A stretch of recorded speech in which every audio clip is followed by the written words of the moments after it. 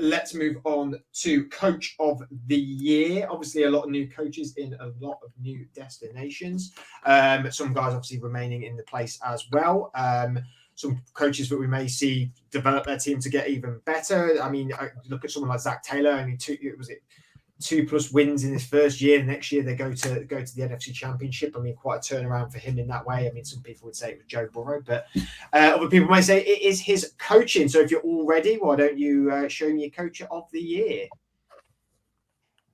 Oh, I cannot see yours, Johnny, at all. What's happened? I can't see it. Is it move it Sean? over. Just move over. I can see Sean. Is it Sean? One take. Yeah, Sean. It's just not Big Sean. It's Sean McVay. It's a Sean. I thought for a moment I thought it was Sean Payton. For a minute I was like, "Whoa, that's rogue. That is rogue." I mean, Andrew. I've got some Andrews who can't unfortunately be here tonight. He has also gone Raheem Morris. As Adam sort of spoke for Johnny and himself a minute ago with his selection a minute ago. Sky, I'll let you talk for Raheem Morris and his role.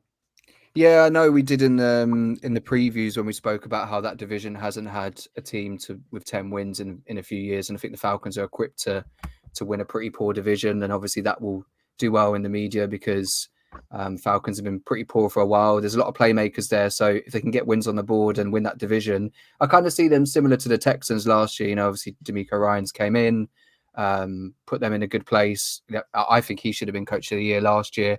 And I think that's why people are touting him as probably the front runner for this year. But if the Falcons do well, and Raheem Morris has done well elsewhere before getting his head coaching gig, so I think he's sort of prepared for it, and I expect them to do well.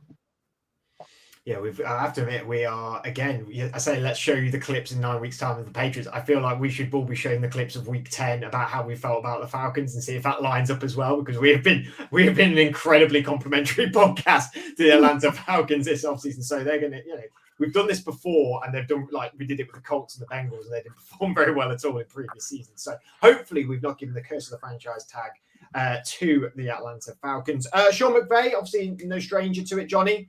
You think the Rams are on a big bounce back year?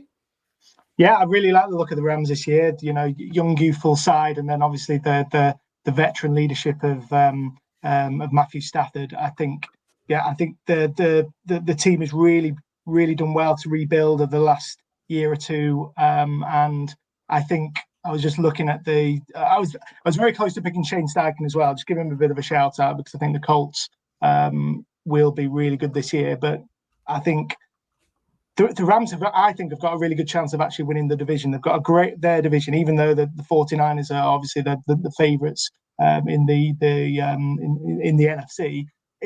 I don't know. I just feel this offseason for the 49ers could potentially derail them to start the season. The Rams have a great start. I think they could easily be winning 5 or 6 of their opening 8 or 9 games if you look at the schedule. And yeah, I think it's just progress with Sean McVay. He's a really likable guy. I think he's around 10th or 11th in the sort of betting rankings. So I think it's well worth the punt. Obviously leave that to the betting guys, but yeah, quite high on the Rams this year. Let's see what they can do. I think Matthew Stafford is going to be electric. So yeah, all on the Rams and Sean McVay, obviously. Like I said, no stranger to it either.